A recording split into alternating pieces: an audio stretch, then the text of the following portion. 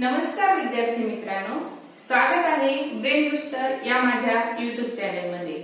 आज आपण पाहणार आहोत इयत्ता 5वी स्कॉलरशिप मधील घटक गुणाकार आणि अनेक स्पर्धा परीक्षांमध्ये गुणाकाराची क्रिया विचारली जाते। त्यासाठी काही महत्त्वाचे नियम आणि काही उदाहरणे आजच्या व्हिडिओमध्ये आपण बघणार आहोत।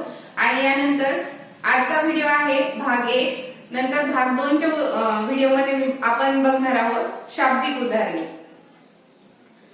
व्हिडिओला सुरुवात करण्यापूर्वी माझ्या चॅनलला जर तुम्ही सबस्क्राइब केलं नसेल तर खाली सबस्क्राइब बटनावर क्लिक करा प्लीज। आता बघूया नियम बघूया। गुणाकारासाठी नियम असतात बघा। त्यामध्ये आता बघा, कोणतीही संख्या गुणिले शून्य, म्हणजे आपण कोणतीही संख्या घेतली आणि त्याला जर आपण शून्याने गुणलं तर त्याचा गुणाकार हा शून्यच असतो। आपण अगदी कोटीपर्यंत संख्या जरी घेतली आणि त्याला आपण शून्याने गुणलं तर त्याचा गुणाकार हा शून्यच येतो। त्यानंतर दुसरा नियम आहे बघा, कोणतीही संख्या गुणिले 1 बरोबर तीच संख्या। उदाहरण बघूया, म्हणजे 135 आपण संख्या घेतली, गुणिले 1 जर केलं तर त्याचा गुणाकार हा 135च येतो। आता तिसरा नियम बघूया, दोन संख्यांचा गुणाकार हा त्यांच्या एकक स्थानच्या अंकांच्या येणाऱ्या गुणाकारातील एकक स्थानी जो अंक असतो तोच अंक मूळच्या दोन संख्यांच्या गुणाकाराच्या एकक स्थानी असतो। जेव्हा आपल्याला गणित विचारलं जातं तेव्हा पर्यायांमधून आपल्याला उत्तर नक्की कोणतं आहे हे आपल्याला शोधण्यासाठी हा नियम लक्षात ठेवावा लागतो। म्हणजे हा नियम म्हणजे काय बघा, आता समजा दोन संख्यांचा गुणाकार आहे, म्हणजे समजा दोन संख्या घेतल्या आपण 25 गुणिले 25। आता आपण आधी एकक स्थानी अंक कोणते आहेत, इथं 5 आहेत आणि खालच्या गुणकाच्या एकक स्थानी पण 5 आहेत आणि गुणण्याच्या एकक स्थानी पण 5 आहेत। 5 गुणिले 5, इथं 5 25, मग इथं 5 आले की नाही। मग आता ह्या दोन्हीचा जरी आपण गुणाकार केला, 25 गुणिले 25 चा गुणाकार केला तर त्याच्या एकक स्थानी पण 5च येणार। आता ते कसं ते बघू आपण हे एक उदाहरण समजून घेऊ। 5 5 25, हातचे आले 2, हातचे मनात ठेवायचे 5 दुणे 10, 10 आणि 2 12। मग आता ह्या दशकनी गुणायचं म्हणून आपण इथं शून्य घेतो, बरोबर आहे। बे पंचे 10, हातचा आला 1, बे दुणे 4, 4 आणि 1 5। आता याची बेरीज करून घ्यायची, 5 अशी 5, 2 अशी 2 आणि 6। बघा, म्हणजे आपण ह्या दोन्हीचा गुणाकार जर करून बघितला, 5 ह्या 5चा आणि ह्या 5चा, तर इथं 5च आलं आणि ह्या दोन्हीच्या उत्तराच्या शेवटी पण 5च आलं। म्हणजे आपल्याला झटपट उत्तर काढण्यासाठी, पर्यायामधून उत्तर शोधण्यासाठी ह्या नियमाचा उपयोग होतो। आता बघूया पुढचा नियम। आता बघा, कोणत्याही संख्येला 10, 100, 1000, 10,000 अशा प्रकारे, म्हणजे एकावर शून्य असणाऱ्या संख्यांनी गुणताना गुण्य संख्या लिहून त्यावर गुणकातील शून्य एवढे शून्य लिहावे। म्हणजे आपण एखाद्या संख्येला 10, 100, 1000, 10,000, 1,00,000 अशा प्रकारच्या संख्येने जेव्हा आपण गुणतो तेव्हा काय करायचे, आता एक उदाहरण आपण बघूया। 575 गुणिले 1000।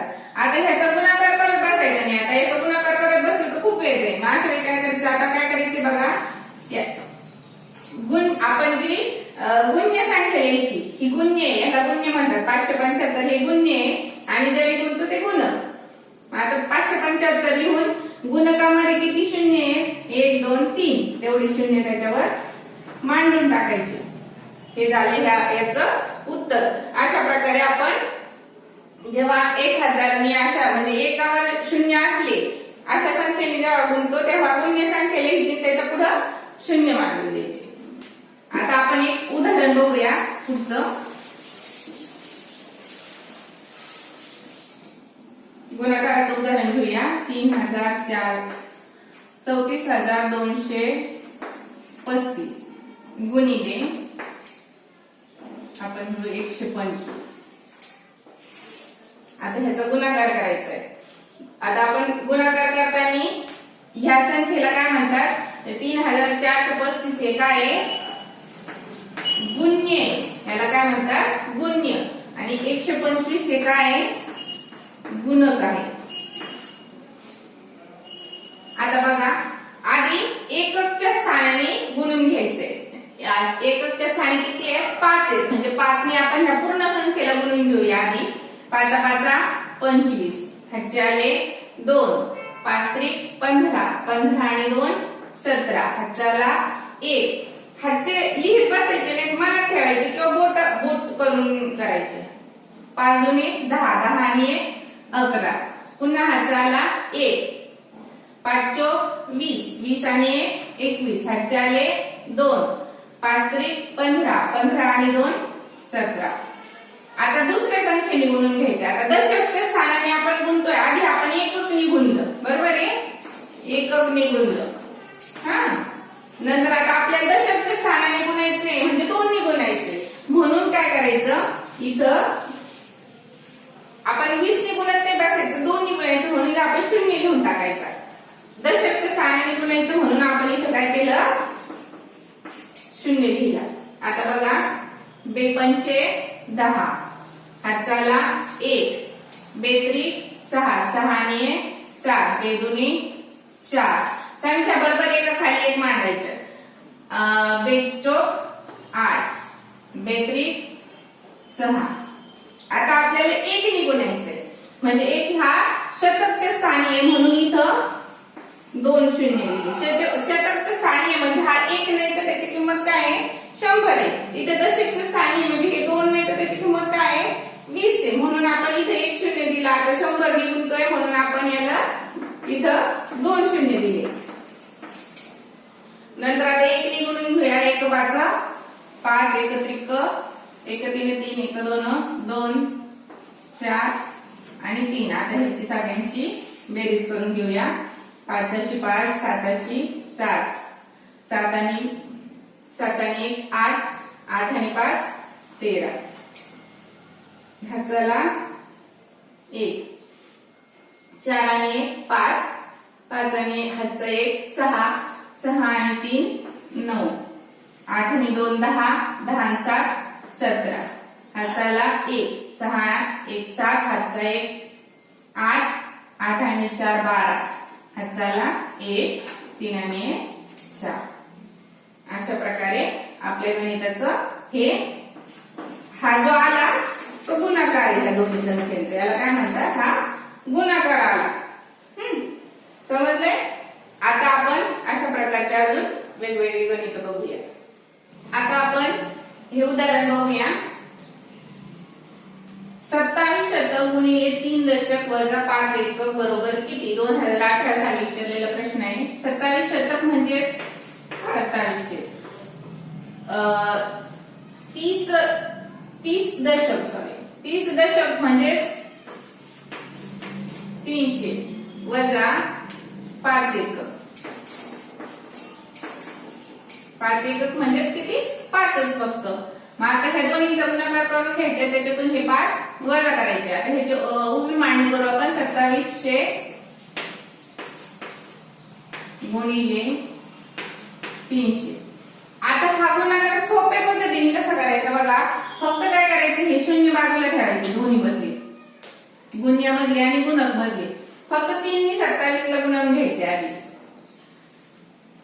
3 चा पाडा 7 पर्यंत म्हणा किंवा 7 चा पाडा 3 पर्यंत म्हणा. 3 7 21, ह्याचे आले 2, 3 दुने 6, 6 आणि 2 8. आणि काय करायचे आता, हे जे गुण्यमध्ये आणि गुणक मध्ये जेवढे शून्य आहेत, किती शून्य आहेत तिथं 4 शून्य आहेत ना, ते 4 शून्य याच्या समोर मांडले द्यायचे. हा झाला याचा गुणाकार. पटकन गुणाकार करण्यासाठी जे काय करायचे बघा, दोन संख्यांमध्ये जेवढी शून्य आहेत ते मांडून द्यायचे आणि मग गुणाकार पटकन करून घ्यायचे. आता ह्याच्यातून आपल्याला काय करायचे, हे 5 वजा करायचे.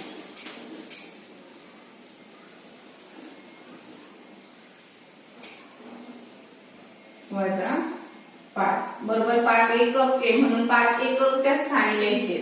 आता शून्यातून 5 जात नाही, म्हणून आपण आता आपल्या हातचा डायरेक्ट इथून इथं मग इथून इथं अशा प्रकारे घ्यावा लागतो बघा. इथं झाले 0, इथे झाले पुन्हा 10. पुन्हा ह्या 10 कडून आपण इथे हातचा घेतला, इथे झाले 10, इथे उरले 9.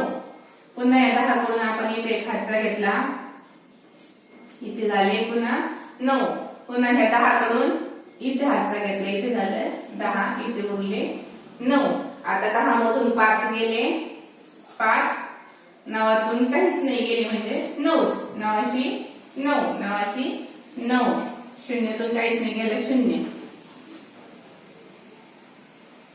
आपलं उत्तर किती आले बघा, 8,09,995. आता दुसरा गुणाकार बघूया. आता ह्या गुणाकारामध्ये बघा आपल्याला दिले 11,150 गुणिले 0 गुणिले 25 गुणिले 150 बरोबर किती.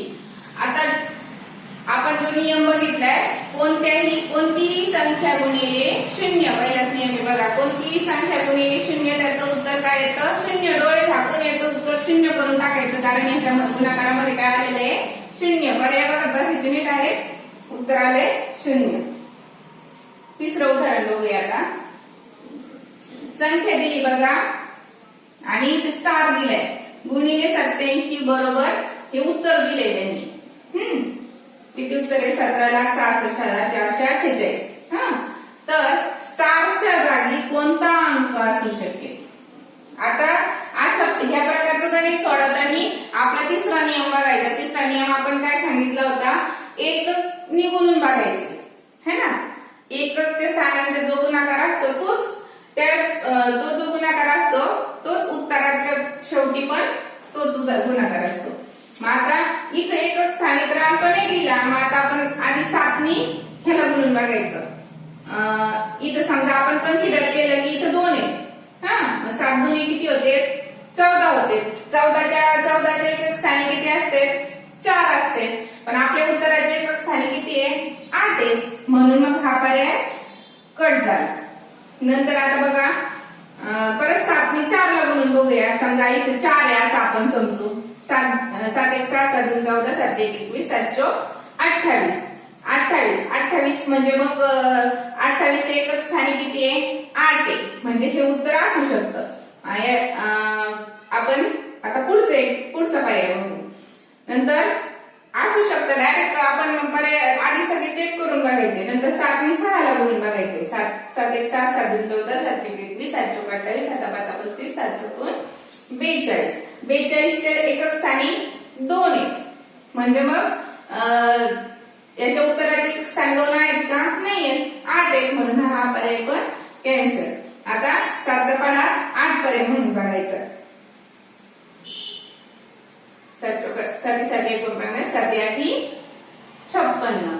56 च्या एकक स्थानी 6 आहे. म्हणजे हा पर्याय पण कट झाला. उरला कोणता, दुसरा पर्याय. अशा प्रकारे आपण या गणिताचं उत्तर स्टारच्या जागी किती अंक असेल, मग इथं 4 अंक असेल, हे आपण काढू शकतो.